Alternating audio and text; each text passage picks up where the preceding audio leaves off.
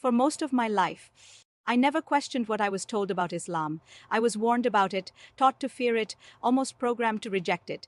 They said it oppressed women, they said it promoted violence, they said it belonged to another time, harsh, outdated, incompatible with modern life. So I accepted those ideas as facts. Without ever opening the Quran myself, I grew up in the American South, where church wasn't just a place you visited, it shaped your identity. Faith was inherited, not investigated. Christianity was presented as the unquestionable truth, and everything outside of it felt dangerous to even explore. Looking back now, I realize something painful. I wasn't rejecting Islam. I was rejecting a version of Islam that someone else had constructed for me, and for nearly 2 decades I searched for certainty while avoiding the very place where the answers were waiting. Let me ask you something honestly. How much of what you believe about Islam comes from first-hand knowledge? And how much comes from people who never studied it either? My early confusion, my childhood was divided between two very different Christian environments after my parents separated. One followed strict interpretations, no traditional holidays, no symbolic rituals, nothing that resembled pagan influence. The other embraced mainstream practices, Christmas celebrations, Easter traditions, familiar customs practiced across America. Both groups claimed authority from the same scripture, yet their conclusions were worlds apart. As a teenager, that contradiction unsettled me. Truth shouldn't contradict itself, so I started writing questions. Pages and pages of them.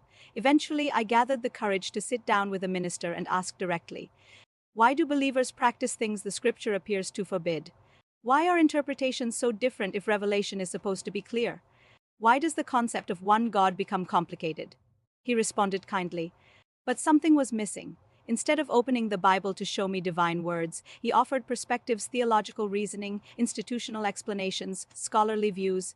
I didn't walk away angry, just unconvinced and quietly, spiritually restless. So I stepped back from church, but the emptiness didn't step back from me. I filled my schedule with activities, achievements, creativity, yet a deeper question echoed beneath every success. What is actually true? Every night I made the same simple prayer, God, guide me to what is real. The unexpected turning point, then help arrived in a way I never could have predicted. Through a friend, I met an international student who happened to be Muslim. One afternoon, during a group meal, he asked a small question that caught my attention. Does this dish contain pork? I paused. I avoided pork to something I had learned earlier from scripture, yet rarely saw others follow. Curious, I asked why. His answer was calm and uncomplicated. It's part of my faith. No debate, no pressure, just conviction. That moment planted a seed. Soon after, he began sharing small reading materials about Islam, nothing overwhelming, just introductions. As I read, a surprising pattern appeared: belief in one indivisible God, direct worship without intermediaries, emphasis on modesty, consistency in moral guidance, instead of feeling foreign. It felt strangely familiar, almost like rediscovering something forgotten. Opening the Quran, but everything truly shifted the day I finally approached the Quran itself. For years, I had wrestled with questions about authorship and preservation of previous scriptures. Who recorded them? How much interpretation shaped them? Where did divine speech end and human narration begin? The Quran presented something radically different, a revelation preserved with precision, recited, memorized, and transmitted across generations. What moved me even more was learning about Prophet Muhammad, a man unable to read or write, yet entrusted with words that transformed civilizations. It challenged my assumptions. Could this really be human? The more I studied, the more I sensed coherence, not fragments, not contradictions, but a message centered on clarity. Know your Creator, live with purpose. Remember that this life is temporary. For the first time, faith didn't feel inherited, it felt discovered.